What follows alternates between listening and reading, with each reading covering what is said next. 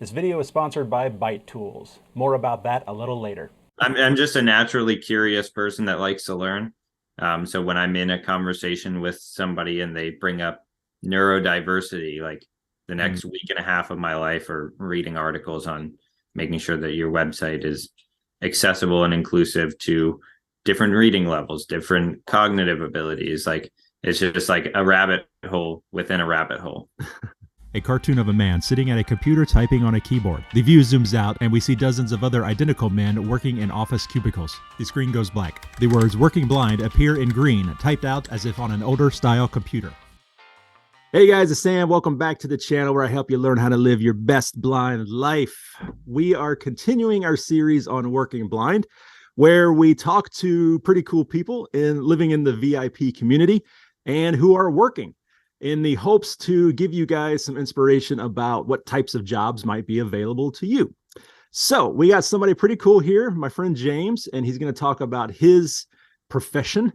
Uh, James, why don't you go ahead and officially introduce yourself? And first, let's talk a little bit about your vision impairment. Absolutely. Well, thanks for having me. And my name is James Warnken. I'm based out of Northeast Ohio, and my visual disability is called genetic retinal dystrophy, which is a progressive vision loss over about the last 15, 16 years. And the easiest way to describe it is like a blend of being near and farsighted at the same time. 12-point font is a no-go, and anything about 10 feet or further, it just starts to get blurry. The colors, the details all start to just go. Okay, yeah, and we were talking about this a minute ago. So, and you don't quite know what your acuity is, but I think that probably gives people a good idea of how well you see. When you are on the computer, how strong of the magnification are you using? Typically between like 200 and 300%, but I'm also like 4 inches away from the screen. So it's a blend of moving myself physically closer to the screen and then making the screen larger. Yeah. Oh, yeah. Yeah. Very familiar. Okay, so let's get into it then. What do you do for a living? So primarily I'm in like the business marketing strategy world. Recently, though, I've been making the transition into the digital accessibility world. So I started in business marketing. That's what my degree was in. And in that space, I was building websites, doing search engine optimization, Google ads, social ads, organic strategy, all of that kind of stuff. And then about 2 years ago, in a conversation, the topic of digital accessibility was brought up. And surprisingly enough, growing up with a disability and then going to college for 5 years, I had never heard about that. So instead of shying away from it, I actually leaned into it and then spent about a year and a half researching, getting mentorship, and doing all of that kind of stuff before I actually decided to start that transition period, because I wanted to be the best possible version of myself going into something new rather than just starting from an entry level position and having to grow from there. Okay, and so you mentioned, a little bit of training that you did, mentorship and stuff. Is that the typical route somebody getting into this would do, or are you kind of trotting your own path, so to speak, or what kind of training is normally available out there? So definitely trotting my own path with some guidance from some mentors. And typically, I don't think there's like a straight and narrow path to go for like digital accessibility. It's kind of a little bit open-ended, as are the standards and the guidelines at this point. But Yeah. generally speaking, there's training, there's a ton of opportunity out there for those training courses, but ultimately everything sort of funnels into the IAAP, which is the organization that does the certification exams and ultimately presents the certification if you meet and pass the exam. Yeah, because I can imagine that historically, people taking classes and getting training for website development, IT work, there's probably like, all right, today we're going to talk about website accessibility, and that's it. That's like, they get one day to kind of touch on it, and then that's it. But it's really kind of gaining steam and becoming more popular.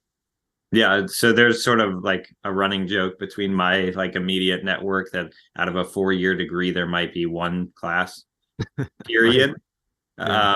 that talks about accessibility. Now, whether or not that's true, I can't confirm, but I do see it becoming more of a common thing in most cases, whether it's websites having an accessibility statement, it's applications being more natively designed to integrate with those features, or it's people using the word accessible in sort of a more broad, overarching term. So I've seen people talk about our app is accessible, but not from accessible to people with disabilities perspective, from like Mhm. accessible to everyone. So like the gray line between accessibility and usability seems to be like getting a little bit more gray, Yeah. which in my opinion isn't necessarily a bad thing. Well, we've had several conversations on the topic, and I can stay with you for a little bit of it, and then you completely leave me in the dust. So you definitely know what you're talking about already. So you're doing something right. Um, so Thank you. if somebody was interested in this, pursuing this path, what kind of training do you think they should do, or what kind of like base knowledge should they have? Honestly, I started with just looking things up on Google. Um, so the first thing I looked at was the guidelines, the web content accessibility guidelines. Currently, it's version 2.1. Getting familiar with all of those, and there are actually links within each of those criteria to understand them in at a deeper level. So I would start there, and then I would start to explore outwards from what piques your curiosity. The world of digital accessibility is huge.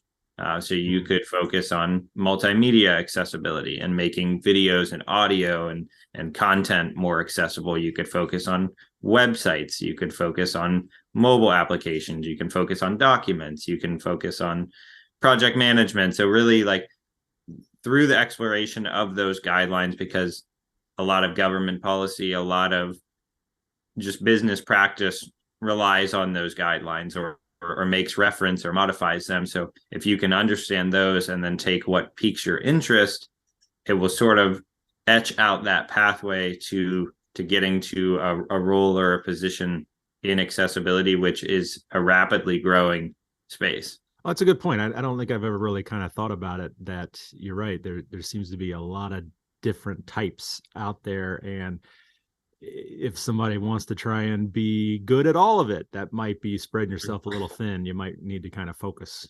That's where I struggle. Um, You want to do I everything, right? I'm just a naturally curious person that likes to learn.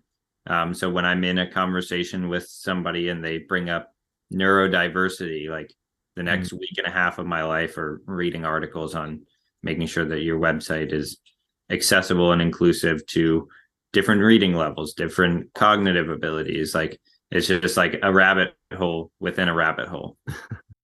Real quickly, I want to thank the sponsor of this video, Byte Tools. Byte Tools is a visually impaired business based in Canada that provides transcription service for students. It was founded by Tate Hoyam, who was concerned that blind and visually impaired students often didn't have access to the same resources as their fully sighted classmates. This includes textbooks, diagrams, handouts, especially in upper level STEM classes. So Tate and several others created Byte Tools, which can provide fully accessible transcription services to students at no cost to them. Although the transcribers are fully sighted, all the bookkeeping, quality assurance, and software development is done by those who are also visually impaired. All completed work is a web page which can be viewed online or downloaded for offline work. This means your transcriptions are fully accessible anywhere as long as you have access to a browser. Most of the documents are text-based, so no need for physical diagrams. Although the company is based in Canada, they are completely international, so no matter where you are, they'll be able to help. The transcription service is fast, which means the blind student gets their slides and textbooks when they need them, preventing them from falling behind. And remember, there's never a cost to the person who needs this service. The institution you work for or the school you attend covers the bill. To learn more about Byte Tools, check out the description down below for a link to the website and the contact information. A huge thank you to Byte Tools for sponsoring this video. So I always like to ask about accommodations. So in order to do this job, what type of accommodations whether that's hardware, software, more time, transportation? What kind of accommodations do you require? So that's the beauty of the digital accessibility space is from a testing perspective. There's a lot of companies out there that are looking for people to test their websites and documents and apps. So whatever accommodation, assistive technology, hardware and or software you are comfortable with, chances are there are organizations that you can get into working with what you're already comfortable with. So for me, it's large text, it's browser zoom on a desktop, it's increased font size and contrast on a mobile device, it's NVDA screen readers. And so whenever I go in to test a website, the scope of my test is what I'm the most comfortable with and what I've spent intentional time researching to get comfortable with, whether it's understanding color contrast for CSS styling or understanding like structure and layouts for readability. There's so many of those that you can dive into and specialize in, whether you are someone with a visual impairment that uses a screen reader or a magnifier, or you're somebody with auditory, like deaf or hard of hearing, captions, subtitles, things like that, and knowing how effective they are. It's hard to cover all of the aspects of accessibility. So in my opinion, it's better to lean into and own what you're the most comfortable with and expand out from there to what your capabilities will allow. Did you have any other jobs prior to this? Small, working in a restaurant, anything like that? Yeah, so when I was a freshman in college, I worked in like the dining services for like all of about 6 weeks. I don't think they knew that I was visually impaired. So they were just like sending me wherever people needed to go to help. And it was very stressful and very exhausting mentally and physically. So that didn't really last long. And then from there, I decided to branch off and sort of do my own thing. And that's what led to the first small business that I started, which was making t-shirts and hoodies. And then from there, it just sort of everything domino affected, where that business started to grow and get traction. And then people started asking me how I was gaining followers on social media, how I got my website to do certain things. So I started working in that space, doing marketing, consulting, and execution and stuff like that. And then ultimately, when I graduated, I had pretty much been there, seen it, done that. Mm-hmm. And a lot of the organizations around me, I wasn't having a hard time getting interviews or getting offers. It was more of like, you're almost overqualified because of how many different areas you've sort of tapped into.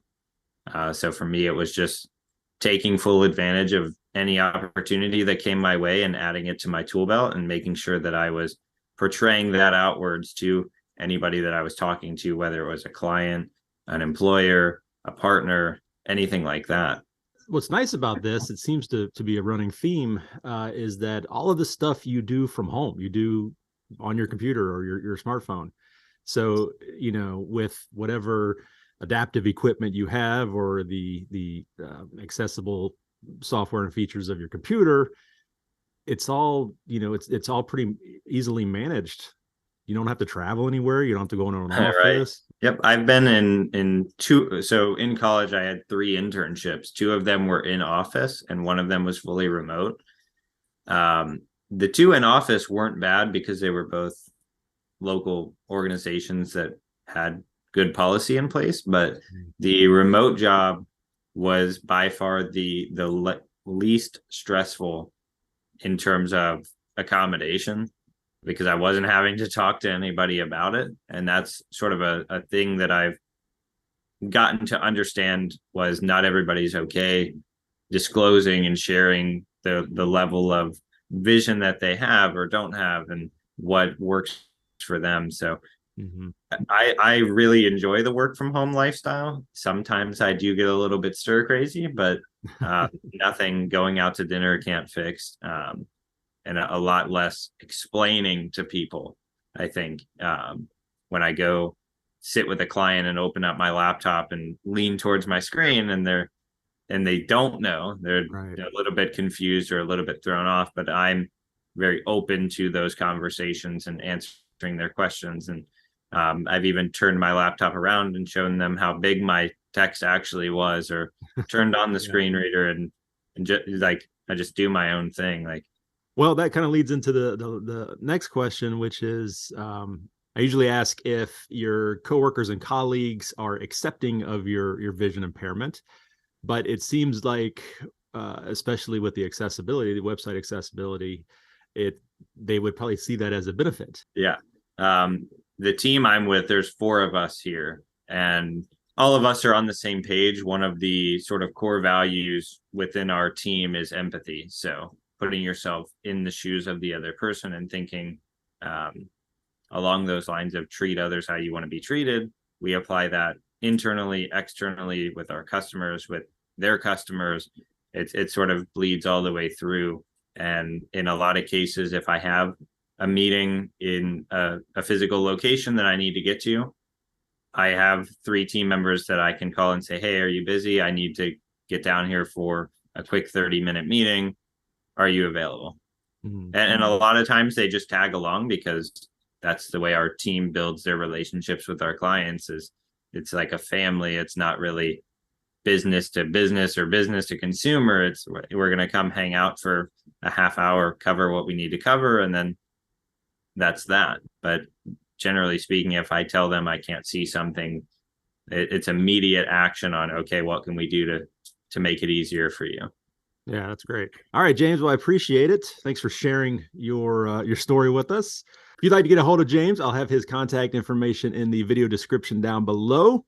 And if you would like to see more in this Working Blind series, I will also have the playlist listed down below as well. And if you have any questions for me, leave those in the comments as well. I'll do my best to help.